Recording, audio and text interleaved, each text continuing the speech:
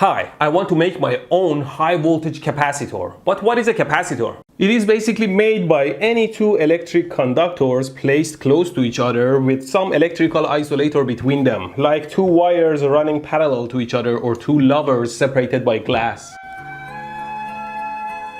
I love you too. A capacitor stores energy in form of electric fields. If there is a path to place some charges on one side, then it attracts the opposing charges through the other path and charges the other side. Now, even if I cut the paths, it will hold on to its energy. And the first popular capacitor that was made like 300 years ago was called a Leyden jar. It has quite a simple structure. And I also noticed that the King of Random Jr. made one, and I watched the video, and let's just say I don't appreciate misuse of capacitors. Well, that's quite rich coming from me, I guess. And thanks to circuit specialists, I'll give away two Handtech scopes at the end. I mean 200 MHz 2-channel scope for very low price. What is your excuse for not scoping curves? Let's make a Leyden jar and explain it. I took a plastic bottle for vitamin pills and peeled the label off because the thinner the wall, the higher the capacity. I covered the outside of the bottle with aluminum foil as one side of the capacitor plate. Cut the extras, tape the edges with electric tape.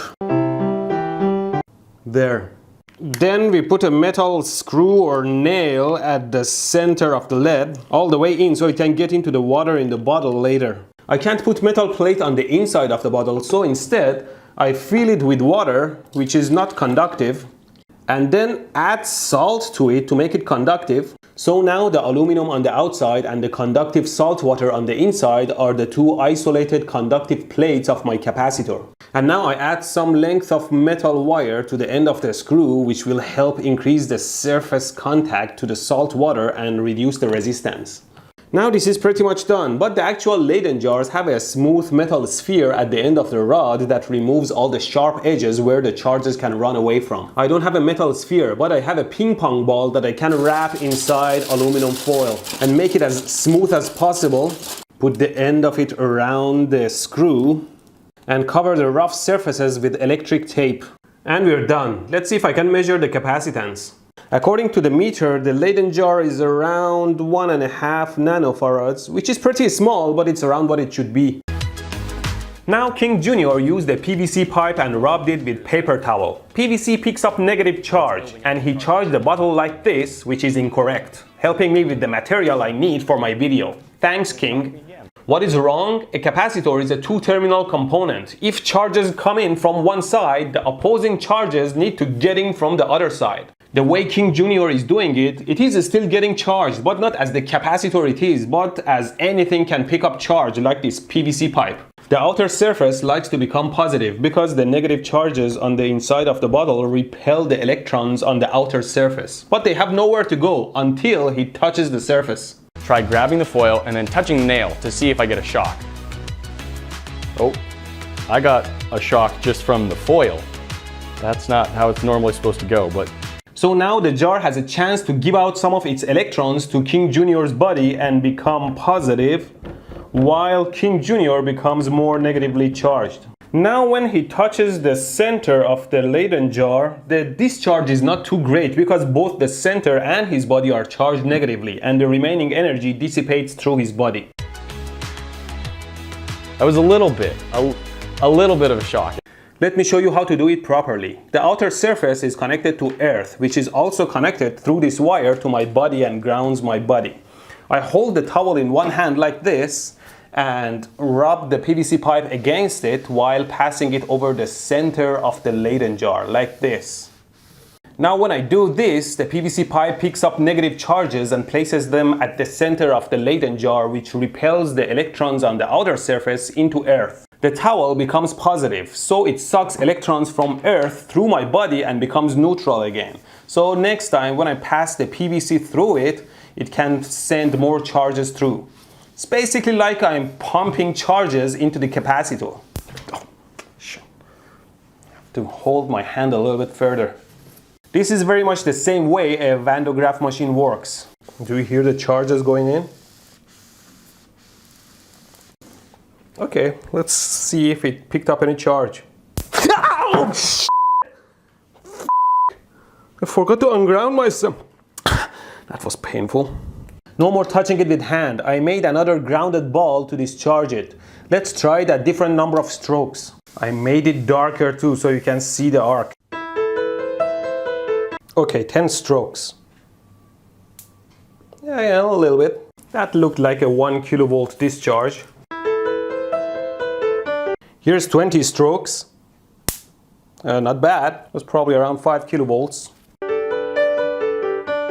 And here's 50 strokes. Wow, that was strong. Maybe around 10 kilovolts. Okay, 100 strokes. Whoa, that was like 15, 16 kilovolts. And then the King Jr. tried to charge his Leyden jar using one of those plasma globes, which is very much the same as a Tesla coil, and that wouldn't work either. See if it did anything. Nothing. Nothing whatsoever. The reason is simple. Something like a Tesla coil outputs high frequency AC arcs, while a capacitor shorts AC, so there wouldn't be any charge buildup on the capacitor. Now I want to see how much current it can send through my body, so I'm gonna use a 1 ohm shunt resistor in series with my body, so every volt is 1 amp, and 20 strokes or around 5 kilovolts, and measure across the shunt using my scope. Okay, 20 strokes. Of course, this is not going to be super accurate due to the line inductances and the fast nature of the discharge, but we'll see. Okay, ready? Ow! Ow! It hurts where it goes in and where it goes out to the ground. Of course, this is much worse because its capacitance is around 5 times larger than a regular discharge a human body experiences. So the duration of the pulse is much longer, and a 5 kilovolt on this one can hurt as much as 25 kilovolt of a regular discharge. I like King Jr. or Senior try this one. And if you look at the plot, you see there is a fast spike of up to 12 amps through my body, and then the current stays around 5 amps and discharges slowly to 0 in around 7 microseconds. Here's the screenshot if you want to see more accurately. So although the voltage and current are super high, I'm saved by the fact that the pulse duration is very short, so the energy is limited. If the voltage is high, the current is high. Now this capacitor works, but it's a piece of junk. Why? Because every capacitor has an equivalent series resistance, or ESR, that we try to minimize. But this guy has a huge one. The huge ESR contributor of this Leyden jar is the awful conductivity of salt water. If I open... Forgot to discharge the damn thing. Let's open it. Now if I measure the resistance between the salt water and the top ball, it's around 3 to 4 kilo ohms. It's huge compared to regular capacitors with milliohm ESR. Now I want to make a high voltage, high capacity, low ESR capacitor, and for that I bought this, which is a desk cover made of material.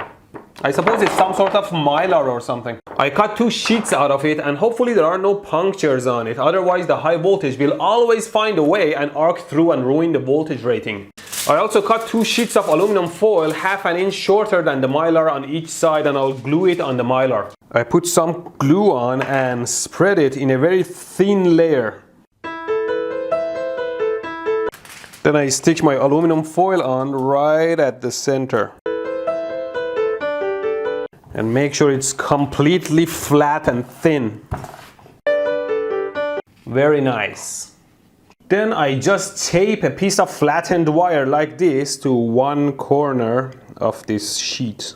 Then I flip it around and glue the next sheet of aluminum right behind the first one. Now I tape another wire to the opposite corner of the first wire on the second sheet. Okay, we have our basic capacitor. Let's measure its capacity. Yeah, it's around 5 nanofarad. We are already ahead. But now we'll roll this tight. This way the layers will overlap multiple times, increasing the capacitance much more. But now that I think about it, rolling it should only bring the outer surface of one beside the outer surface of the other one. So double the surface area and double the capacitance? Am I wrong? Let's check it. Crap, I totally forgot. First I had to put the second layer of mylar, otherwise I would short the 2 layers. And now we roll again. Okay, let's see what we've got.